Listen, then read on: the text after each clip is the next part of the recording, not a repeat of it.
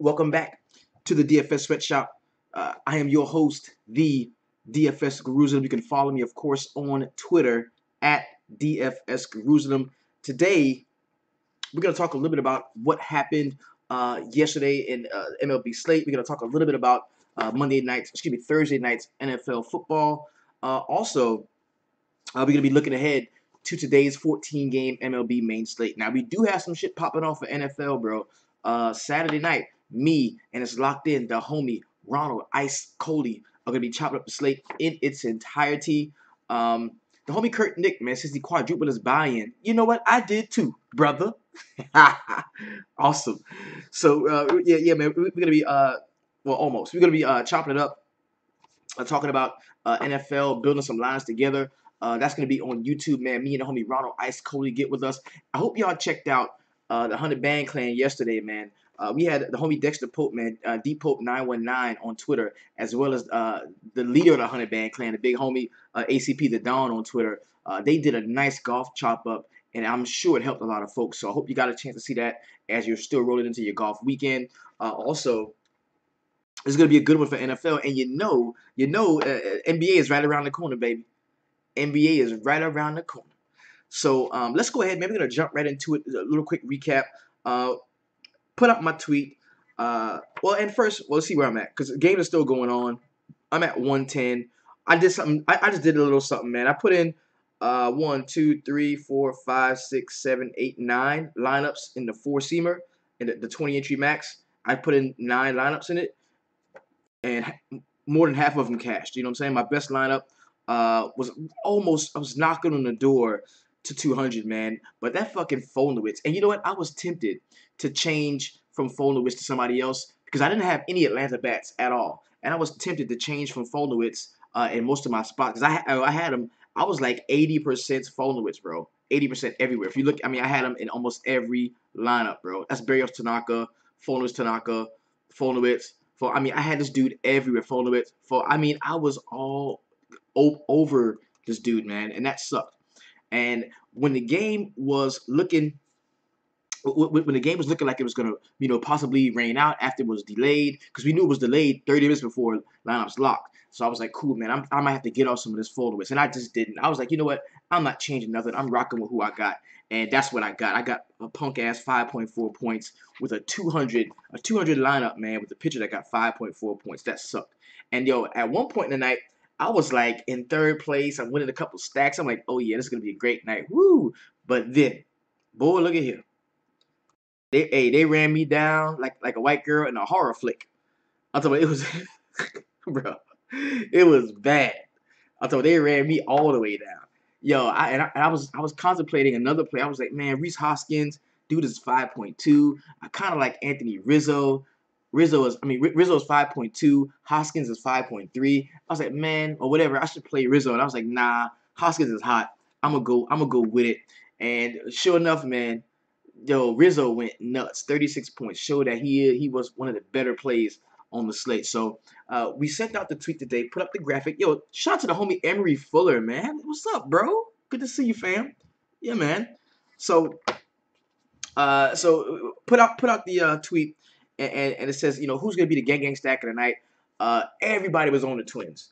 And that, even though they were my number one stack on the slate based off some of the numbers that we saw, how they were the highest WOBA in the situation they were in, also really high in terms of ISO, it made me curb my enthusiasm, man, because I looked at a lot of people really weren't loving the Cubs. A lot of people really weren't loving the Phillies. And nobody really liked the Yankees today.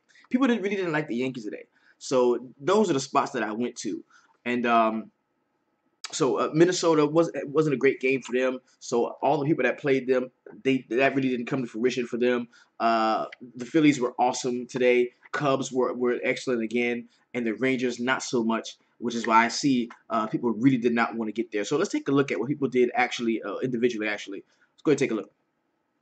First thing, this is a gang stack of the night, and of course my New York Yankees are the gang stack of the night. You've got Aaron Judge at 41, Todd Frazier 27. He was only 7% owned too. Gary Sanchez hit a jack 23. Jacoby Ellsbury held it down. Click Frazier a little bit further down the order was decent. Then you had Chase Headley and Matt Holliday. That is your gang stack of tonight's MLB main slate. As far as the whole day went, man, Avi Garcia, he's the guy that took me to the money in the early. I did well in the early and in the late. Avisel Garcia went ham. Johan Moncada went ham. That was such a dope line, man. The Chicago stack was so dope earlier. You had Nelson Cruz show up big, him and Anthony Rizzo in the evening. Tommy Pham had a nice one. And, of course, Todd Frazier made the cut there. In terms of pitching, man, Zach Galli's going to lead the day of all pitchers. 33 DraftKings points for him. Luke Weaver was a no-brainer. We all were on him. Tanaka was a guy we liked. Rourke really surprised me, but he kind of tailed off towards the end of his start. Jake Thompson, wow. Yo, on the night slate, there's only 3 guys you could have played that would have made a difference, and that was Tanaka, Rourke, and Jake Thompson. Anybody else, everybody else, got 10 points or less, 13 points or less. It was bad. Pitching was bad. And let's take a look at some of the duds, man, at the bottom. Wade Miley, of course, he got knocked all around, -14. Chad Bettis got hit up in the early by Arizona. Vance Worley, of course, we knew we couldn't play that cat. Even though, we saw the switch. He was a last-minute start, too. Seth Lugo got hit up. Cashner, we didn't like him. Chad Bell got hit. Sang got hit. So it was bad, man. Barrios had 15 points. Barrios had the highest, 10,000 for 15 points. It wasn't good at all. It really wasn't. So let's go ahead, man. Jump into it. We're gonna be rolling through the games here. We've got 14 games, and here in the first class, we're focusing on pitching. We do this every night, bro. We get in here, we focus on pitching. We look at the initial numbers, see who we can begin our lineups with in terms of pitchers, develop a pitcher pool, then we reconvene here at 5 inside of the line drive and actually build lineups, bro. Any line, yo, I'm gonna go back to it, bro. And you can ask the constituency in the shop. Okay, not these 9 lines. These 9 lines were built for us. These 9 lines were built. You could ask the constituency. So if you fuck with me on a daily, you know what I'm saying? If you fuck with me on a daily, bro, you're gonna turn a profit. This is the same shit that I make. It's the same shit, bro. Every time. If you want to, you can track my progress and see if Maurice, are you really a profitable player? You can track my progress, bro, because you can match shit up and be like, oh shit, he did, yes, that line, okay. Because I guarantee you, every time, I'm high in a tournament, I see another motherfucker next to me, and I'm like, that's my dog for the line drive at 5. Telling you, bro. I'm trying to do my best to hand it to you. You feel me? I'm really trying to do that, man. And ain't nobody else doing what we do, man. We sharing the love, man. Spreading the love. That's what it's about. It's an altruistic movement, man. I love y'all, and I mean that. Word. So come on and join us. All right. Now, and another thing, it's funny as shit because I was listening to some podcasts today, right? And everybody had a crazy week 1 in NFL. Either you fucking balled or you lost. All of the pundits I'm listening to saying they broke even. Bitch, you lying. You ain't break even week 1. You fucking lost. Why do people why people hate to admit that when they lose? I lost money week 1. I lost money. I was close to breaking even, but I lost money. I had $100 invested, and I got 69 back. I lost money, bro. I was close to breaking even, but I lost money. I had $100 invested, $98 invested, and I won 60 something back. I lost $30. Everybody says they broke even. Every motherfucker you listen to. Did you ever listen to that shit? And see, that's what they think. They think people don't want to tune into a loser. But no, motherfuckers want to hear the real. You want to know because guess what? If all you see me do is win, and I never tell you I lose, and you're not winning, so that means you completely can't identify with me. Because you're not winning, I'm always winning, you can't identify with me. So what help I try to give you, it doesn't really make sense to you. Because we've never actually been on the same page. But if I show you, bro, I lost. And you're like, man, I lost too. You know what I'm saying? You can identify with me. Then I can show you I win. And you can win too. Because if I can lose and you can lose and I can win, you can win too. You see what I'm saying? You gotta be real, bro. Keep it fucking real. Stop. And all of the podcasts are like, yeah, man, week 1 was crazy, man. I'm glad I broke even. Whew, bitch, you lying. You lost money. Just like a lot of motherfuckers. And that's my whole point. I keep it real. You know what I'm saying? That's why I keep it real. Cash games too, they play more GBPs. Exactly. And honestly, And honestly, if I was like just a cash guy, if I played a lot more cash like how I'm supposed to, but I think I'm so smart, man, and I love the exhilaration of placing in the GPP. You know what I'm saying? If I that's why I like doing that. I don't play much cash games. In NBA, I don't play no cash games. Period. Period. NFL, I play a little bit of cash games. MLB, I started playing a little bit of cash games because this is like my inaugural. I'm going ham and I'm gonna help people in MLB. You know what I'm saying? So enough about that rant. Kurt Nick says don't change, man. I can't, bro. Can't. I can't. Tom Rice, I've been with you for a long time. Your honesty was refreshing. That's what kept me coming back. I need to play more cash too. Yeah, we need to play more cash games, bro. We need to play more cash games, right, especially NFL. The shit get real. So, all right, enough about me ranting and shit. Let me give y'all what you came for. Let's jump into this slate, right? So we got 14 games. First pitch goes out at 7:05. I can tell you right now, I've got a feeling. And see, this is important. What we're looking at here, the wild card races. This is what put me on the Yankees, man. This is what put me on the Yankees. I knew that they're trying to hold on to that wild card spot. Yo, they're swinging the bat faster. They're swinging the bat stronger. They're really trying to win games. They are trying to stay in the wild card hunt, and they're not the only team. You look at these four. Look at Seattle, bro. Seattle has been going nuts lately. Seattle, the Angels, Minnesota, Yankees. These are like some of the hottest teams, aside from your Cleveland that's like going ham on another level. But these are like some of the hottest teams in the league right now because they've got to win. You look at the National League. You look at Arizona, Colorado, Milwaukee, St. Louis. Now Milwaukee looks like they're trying to be overtaken by St. Louis for the lead, but still to get there. So they're kind of tailing off. But St. Louis is hitting well. Arizona playing very well. So we've got to keep a look on these pennant races. Keep an eye on the wild card shit. Same way we did in NBA when everything started to come together toward the end of the season, and we were really on cats that wanted to make the playoffs. Same thing here. Same thing here. Right?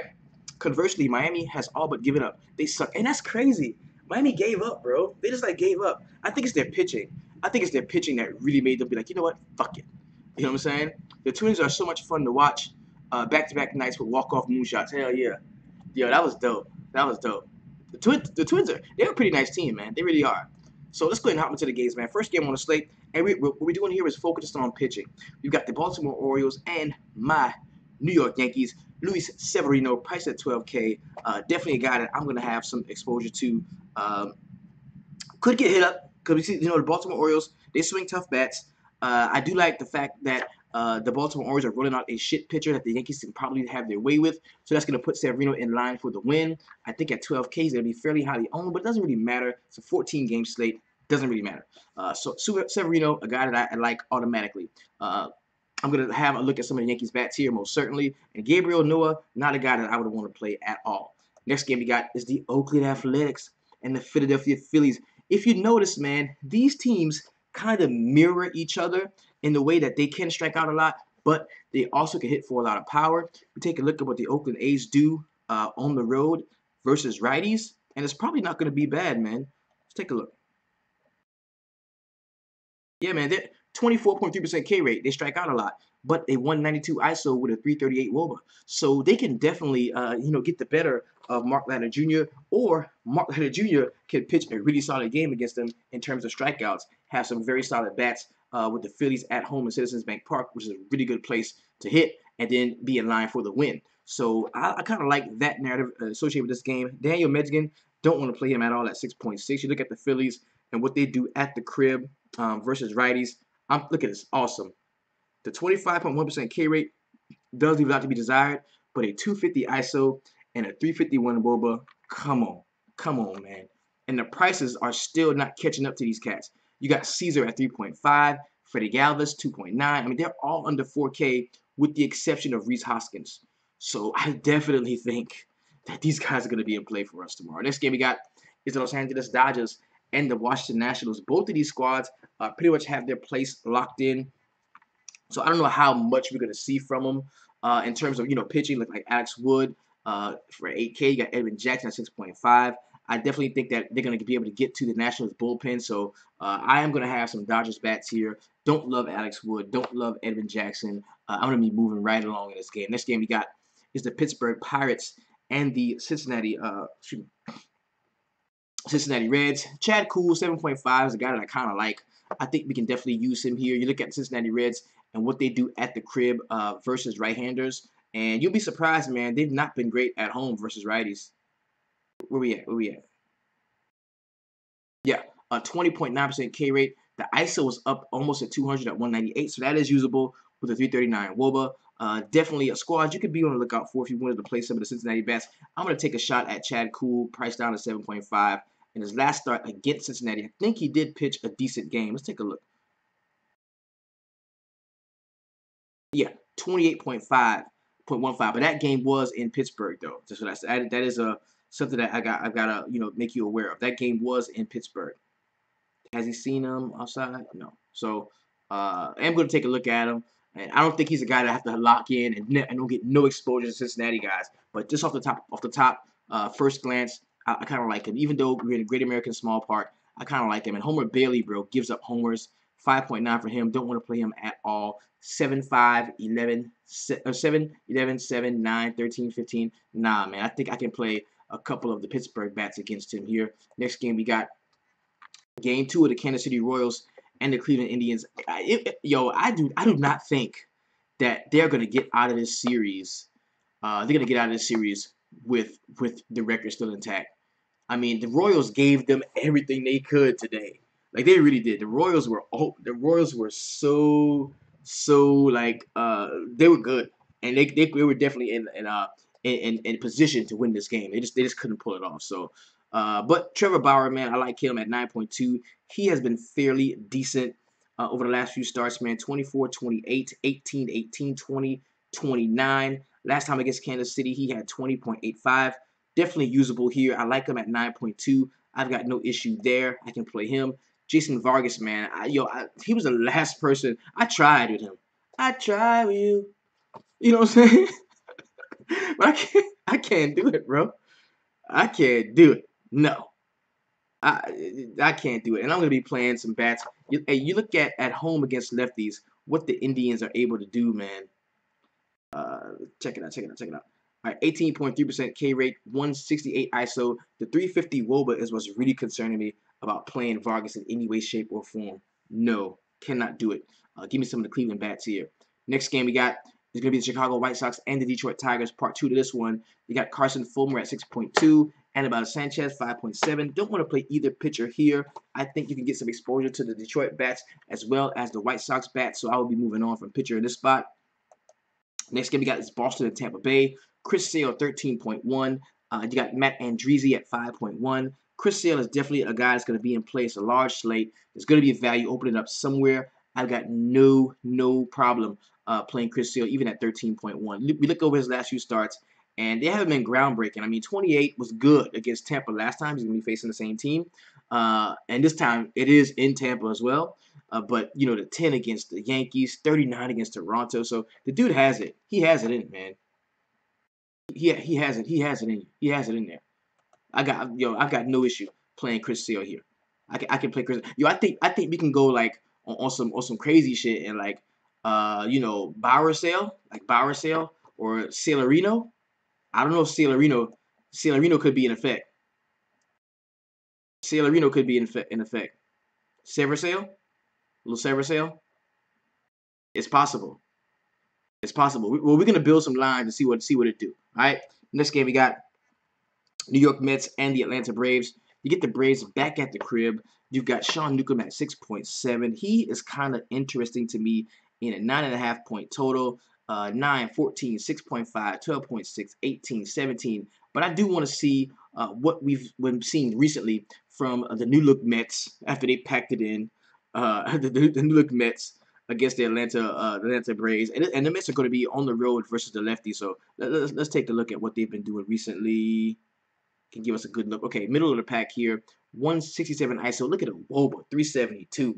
No way I play Newcomb here with that 372 WOBA on the road versus lefties. Look at it. That is nuts. The ISO don't even have to be that high if you got a WOBA like that. And then the K rate is low too, 16.8. So yeah. Most definitely. I'm gonna play some of the Mets bats here. I kind of like them against the Braves. I do. Rafael Montero at 7.3. You look at what the Atlanta Braves do at the crib versus righties. I think they've been pretty decent. 16.4% K rate, not striking out a lot. 174 ISO with a 350 woe, but this is like a mini game stack. I think I can take 2 or 3 bats from both sides. It'd be good. I definitely think I can do that.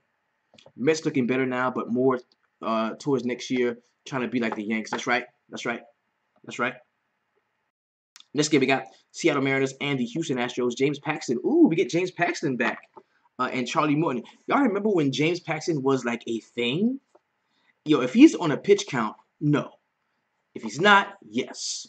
Yo, remember when James Paxton was a thing? Yo, Paxton was killing it early in the season, bro. Like he had some awesome starts, man. I'm talking from right out the gate, 21, 32, 38, 34. Like he had some awesome starts. And then he tailed off some. He's just coming back. First game off of the DL. Hadn't played since 8-10. He hadn't played in over a month.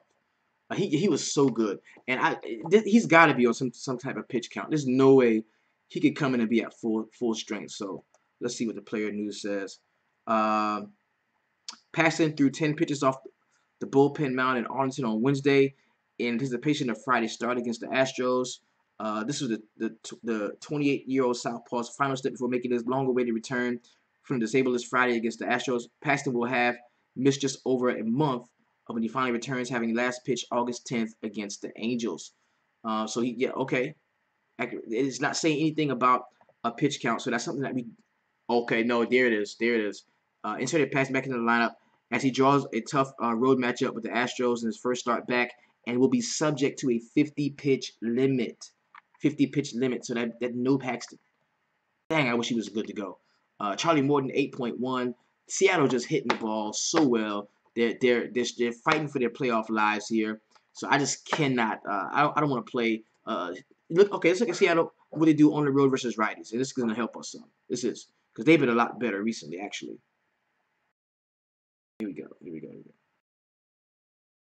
Okay, 20.1% K rate, 149 ISO with a 319 WOBA, and that was the same situation last night when they went ham and scored 10 runs.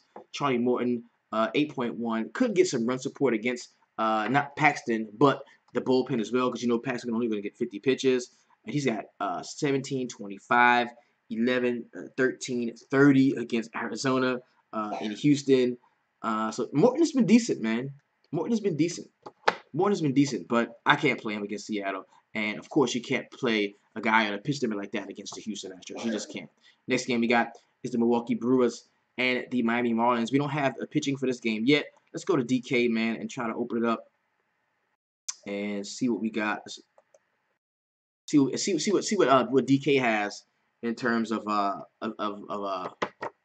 pitching.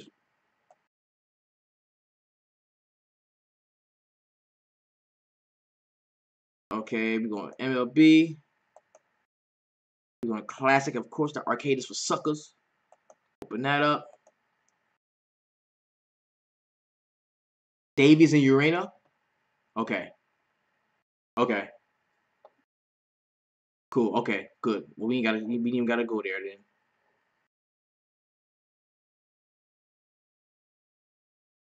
Yeah. Okay. Yeah. Davies and Urena. Yeah. Urena got pushed back. That's why we saw Advanced Worley. So you got Davies. Ooh. Davies priced at 7.9. Urena 7.8. Don't love Urena, but I think Davies can be in play here just because I think I want to attack.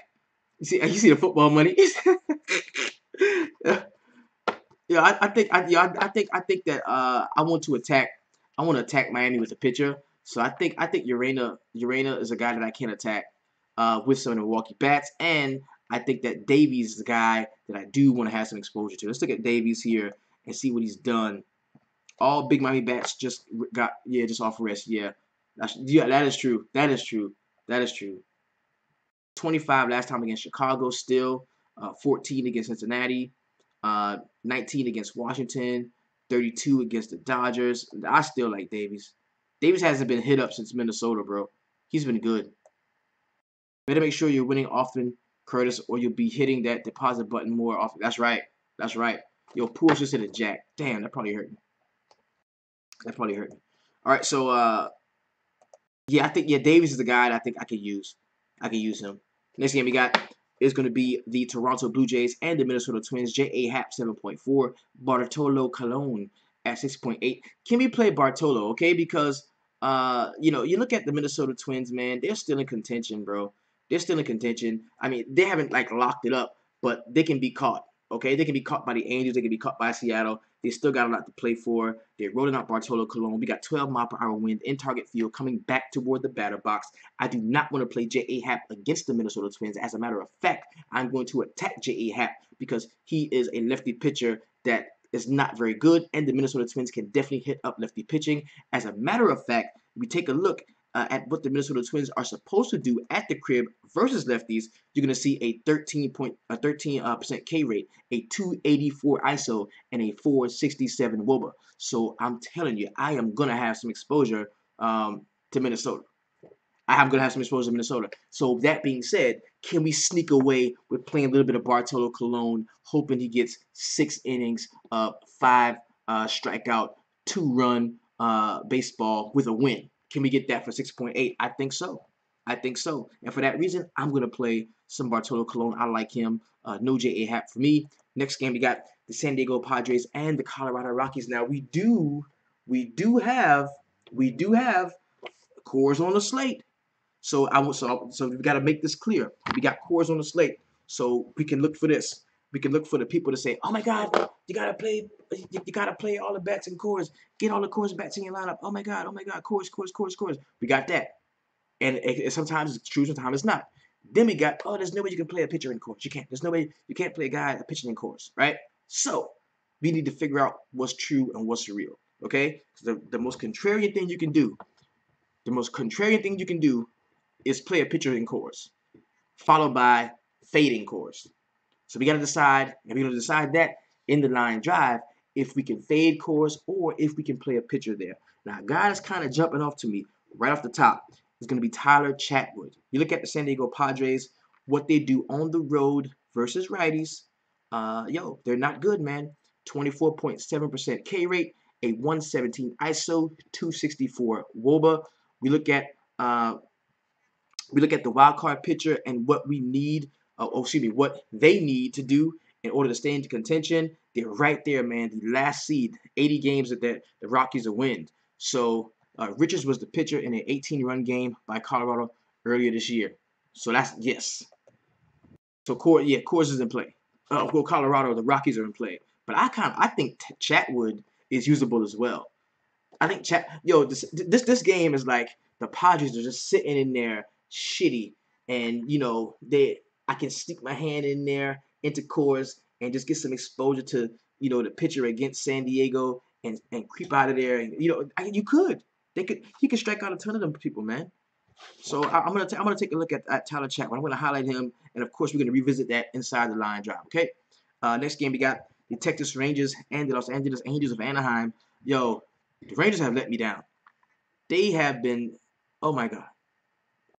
I played Chatwood last time and got me 3K at low ownership, thinking of jumping off him again. Got you.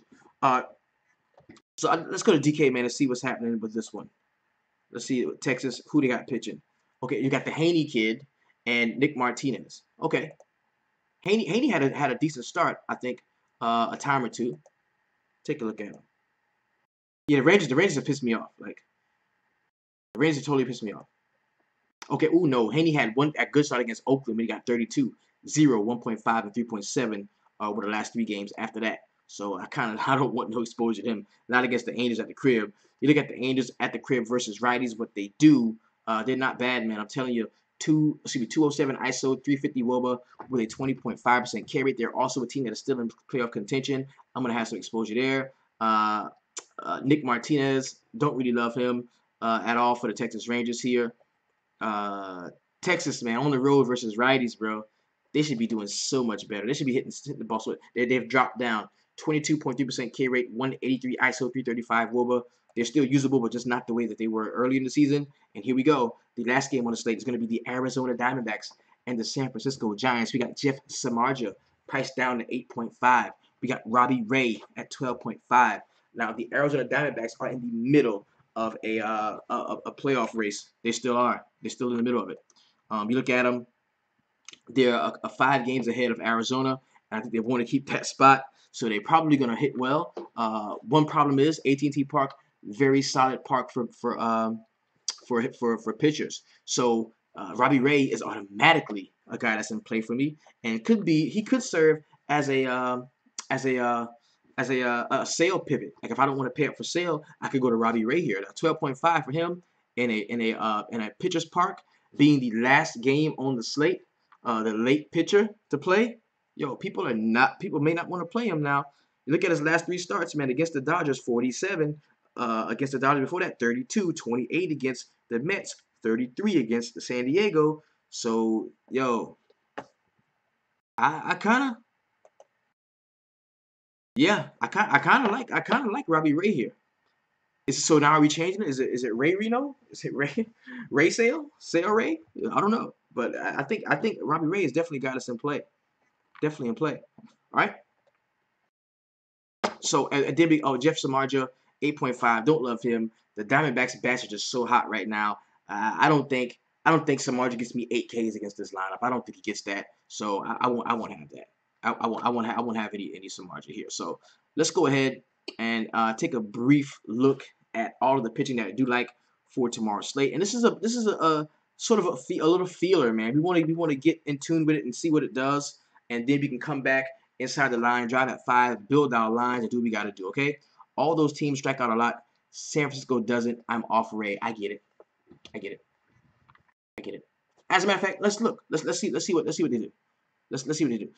So this is Ray is so they'll be at home versus lefties.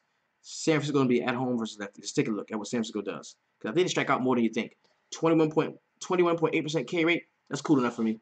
I can get with it. 127 ISO, 270 WOBA. I'm cool with that. I'm cool with that. I can get with Ray. So let's go over our pitching prospects for today's slate. San Francisco K rate has been up the last month with all the youngsters. That's true, yeah. This is not the same team of Posey and Pence and Crawford, like stone cold veterans that just don't strike out. You know what I'm saying? This is we got like Ryder Jones. It's a bunch of like young cats. You know what I mean? So so at the top we got Chris Sale. Of course, he's playable and usable. Robbie Ray, who I think is a really good pivot from either Chris Sale or Luis Severino. Trevor Bauer, a guy that I do like tomorrow. I don't like pretty much anything in the middle tier, like the Urenas and the Woods and the Morton, the Samardzija. I really don't like any of those cats. I'm gonna be going all the way down to guys like Chad Kuhl, Tyler Chatwood, Bartolo Colon. That's it for me. That's where I'm gonna be at. So the Angels just lost. The Twins have a 3-game lead in the second wild card. All right, there it is. There it is. So this, of course, has been your DFS Jerusalem. You can follow me, of course, on Twitter at DFS Jerusalem, man. Thank you all so much for coming along, man, and enjoying everything. Damn, I just lost $1.50. That's all good. I'll take it. I put in 36. I got back 108. Hey. If they ain't gonna if they don't beg, I ain't gonna borrow. We all right. We all right. There you go. So this of course will be a DFS Jerusalem, man. Yo, get with us Saturday night. Saturday night, me and the homie, man, Ronald Ice Coley. We're gonna be doing the NFL joint, man. We're gonna be jumping it off, dropping out our favorite stacks, like really chopping it up, really getting to it. Okay, so go hit us up about that. Follow me on Twitter if you're not. Much love and respect to everybody, man. Let's get to the money. If you're on DraftKings, keep it 200. You're on FanDuel, keep it 250. You're rocking with me where we keep it real, we keep it honest, and we always keep it 300. Peace.